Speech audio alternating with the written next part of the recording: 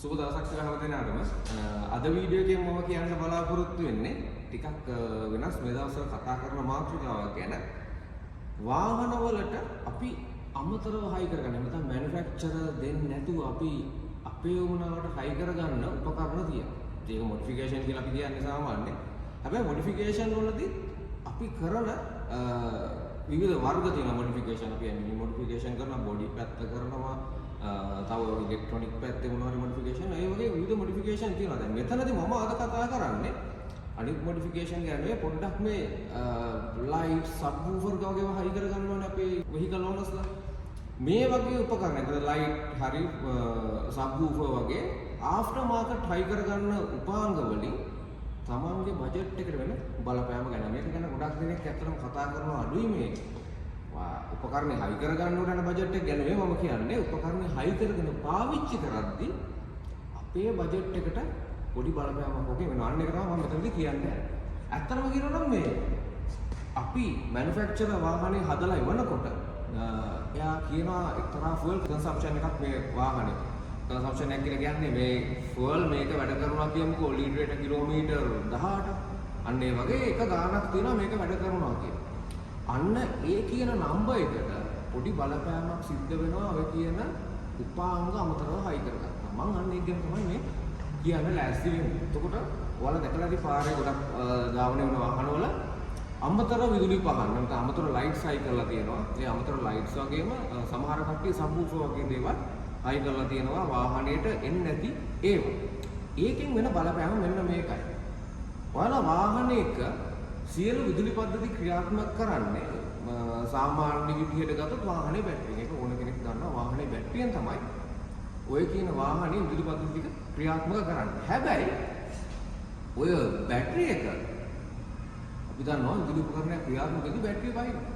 අන්නේ බැටරිය බැස්සට පස්සේ ඒ බැටරි එක ආරෝපණය කරන්නේ කවුද? මෙන්න මේ වාහනේ තියෙන ඕල්ටර්නේටර් එක. මේක එන්ජින් එකට සම්බන්ධ කරලා තියෙන්නේ. මේක එක්තරා ආකාරයක ඩයිනමෝවක් වගේ උපකරණයක්. ඩයිනමෝකට මොඩිෆයිඩ් එකක් තමයි මේ ඕල්ටර්නේටර් කියලා කියන්නේ. ඉතින් මේ උපකරණය මගින් තමයි ඔය අපි වාහනේට හයි කරලා තියෙන හැම විදුලි උපාංගයක්ම දුවන්නේ. ඉතින් සාමාන්‍යයෙන් අපේ වාහනයක් ඩිසයින් කරනකොට අදාළ වාහනේ මැනුෆැක්චරර් එයා තීරණය කරනවා මේ වාහනේට මේ තරමේ බැටරියක් සහ මේ වගේ විදුලි උපකරණ සෙට් එකක් හයි කරලා තියෙන්නේ. ඒක නිසා මේ ඕල්ටර්නේටර් එක මේකට ප්‍රමාණවත් සහ මේ බැටරිය මේකට ප්‍රමාණවත් කියලා. හැබැයි අපි ඕකට අමතර උපාංගයක් හයි කරගත්තොත් මොකද්ද වෙන්නේ කියන එකයි මම කියන්නේ. අපේ සාමාන්‍ය වාහනේ තියෙන විදුලි උපකරණ වැඩ කරනකොට වෙන්නේ මෙන්න මෙහෙම දෙයක්. බැටරියකට සප්ලයි දෙන්නේ නැත්නම් බැටරිය charge වෙන්නේ මේ ඕල්ටර්නේටර් කියන උපකරණයෙන්නේ. එතකොට බැටරිය බහින්න බැටරියට ආරෝපණ කරන්ට් එක දෙන්නේ එහෙම නැත්නම් ජවය දෙන්නේ මෙන්න මේ ඕල්ටර්නේටර් කියන උපකරණ. ඕල්ටර්නේටර් එකට බැටරිය charge කරන යනකොට ඇත්තටම ඕල්ටර්නේටරේ වෙන්නේ මෙන්න මෙහෙම දෙයක්. මේක ඇතුලේ තියෙන මැග්නටික් ෆීල්ඩ් එක නිසා මේ ඕල්ටර්නේටරේට මොනවා හරි ලෝඩ් එකක් දෙනකොට කියන්නේ මොනවා හරි උපකරණයක් වාහනේ බැටරියට සම්බන්ධ වෙනකොට අන්න ඒ බර ගන්න මෙන්න මේ ඕල්ටර්නේටරේ විසින්. එතකොට මේ ඕල්ටර්නේටරේ ඇත්තටම කිව්වොත් සරලව කිව්වොත් මෙන්න මේ පුලියක එන්ජින් එකෙන් කැරකෙන මේ පුලියක තද ගතිය වැඩි වෙනවා. එන්ජින් එකෙන් කර කණ්ඩ අමාරුයි. අපි ගමන් කරන අතරතුරේදී හෙඩ්ලයිට් ඔන් කරගෙන ගිහිල්ලා තවත් මොනවාරි උපකරණයක් ඔන් කරොත් එහෙම මේ පුලියකේ තියෙන තද ගතිය ඊට සාපේක්ෂව වැඩි වෙනවා. ඇත්තටම කිව්වොත් අපි වාහනේ උපකරණ ක්‍රියාත්මක කරන්න මෙන්න මේ ඕල්ටර්නේටර් එකේ පුලියකේ තියෙන තද ගතිය වැඩි වෙනවා. එතකොට එන්ජින් එකට අමතර බරක් එනවා. එන්ජින් එකට ඒක දැනෙනවා. එන්ජින් එක එතකොට හරියට මෙන්න මේ වගේ නිකන් තැනිතලාවක් ගිහලා එකපාර කන්දක් පටන් ගත්තා වගේ තමයි. කන්දක ක්‍රමානුකූලව වැඩි කරගෙන යනවා වගේ තමයි අපි උපකරණ මේකට සම්බන්ධ කරන උපකරණ ප්‍රමාණය වැඩි කරගෙන ගියොත් ඒ කියන්නේ අපේ එන්ජින් එකට අපි හයි කරන හැම විදුලි උපාංගයකම බර දැනෙනවා. උස්සන් යන බර නෙවෙයි මම මේ කියන්නේ. ඒකෙන් නිකුත් කරන ජවයේ බර මෙයාට දැනෙනවා.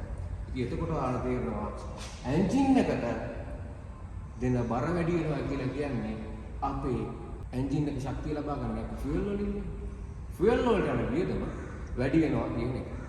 අන්න එතකොට තේරුම් ගන්න මැනුෆැක්චරර් කියන්නේ නැති, හොඳට මැනුෆැක්චරර් එවල නැති මොනවා හරි උපාංගයක් අමතර විදුලි උපාංගයක් අපි අපේ වාහනයට හයි කරගත්තොත් ඒකේ බර අනිවාර්යෙන් නැත්නම් ඒකට ජවය දෙන්නේ අනිවාර්යෙන්ම මේ ඕල්ටර්නේටරේ. එමනම් ඒක අනිවාර්යෙන්ම ඒ බර එන්ජින් එකට එනවා. එහෙම නැත්නම් ඍජුවම කියනවා නම් අපි හයි කරන හැම උපාංගයකින්ම අපේ වාහනයේ තියෙන ෆුවල් වේස්ටේජ් එක වැඩි වෙනවා. ඒ කියන්නේ ෆුවල් කන්සම්ප්ෂන් එක වැඩි වෙනවා. වෙනදාට කිලෝමීටර් ලීටර් කිලෝමීටර් 20ක් දුවන්න පුළුවන් නම් අමතර උපාංග හයි කරාට පස්සේ අනිවාර්යෙන්ම ඊට වඩා අඩු වෙනවා. ඉතින් ඒක ප්‍රධානම අවාසියක්. ඒ කියන්නේ අවාසියක් කියන්නේ මෙහෙමයි. ඇත්තටම තේරුමක් නැතුව අලංකරණය සඳහා පමණක් නම් හයි කරගන්නේ අදාළ උපකරණය. එහෙම නැත්නම් ලයිට් එක හරි සබ්වූෆර් එකයි මොකක් හරි එකක්. ඒකෙන් අනිවාර්යයෙන්ම අපි නොදැනුවත් වුණාට අපිට ඇත්තටම කිව්වොත් අපේ පොකට් එකට ඒක දැනෙනවා. අපි කාලයක් තිස්සේ මේක පාවිච්චි කරනවා. අපි හැමදාම මේකට ගෙවනවා. ෆියුල් වලට අමතරව ගෙවනවා. ඒ වගේම තවත් විශේෂ කාරණාවක් තමයි මොඩිෆිකේෂන් එක. કોઈ ඉලෙක්ට්‍රිකල් පද්ධතිය මොඩිෆිකේෂන් එකක් කරනවා නම් අනිවාර්යයෙන්ම හරි ටෙක්නීෂියන් කෙනෙකුට කියලා මේ දේ කරව ගන්න ඕනේ. මොකද ඒකට හේතුව හරි ටෙක්නීෂියන් කෙනෙක් මේ මොඩිෆිකේෂන් එක කරේ නැත්නම් මෙන්න මෙහෙම දෙයක් වෙනවා. වාහනේ මැනුෆැක්චරර් මේ වාහනේට දාලා වයරින් එක එවන්නේ වාහනේ තියෙන උපකරණ ටිකට විතරයි. ඒක නිසා අපි අමතරව මොකක් හරි හයි කරොත් සමහරක් වෙලාවට ඒ වයරින් එකට ඒ උපකරණයට ජවය දරා ගන්න අමාරු වෙන්න පුළුවන්. ඒක නිසා ඊට අමතරව අනිවාර්යයෙන්ම මොඩිෆයිඩ් වයරින් එකක් යන්න ඕනේ විශේෂයෙන් සබ්වූෆර් වගේ වට. මොකද ගොඩක් ලොකු පවර් එකක් ඒකට අදිනවා. ඒක නිසා ඒවට ටිකක් වෙනත් වයරින් එකක් නැත්නම් අමතර වයරින් එකක් අනිවාර්යයෙන්ම තියෙන්න ඕනේ. ඒක නිසා අනිවාර්යෙන් මේ මොඩිෆිකේෂන් එකක් කරනවා ඔයගොල්ලෝ සැලකිලිමත් වෙන්න.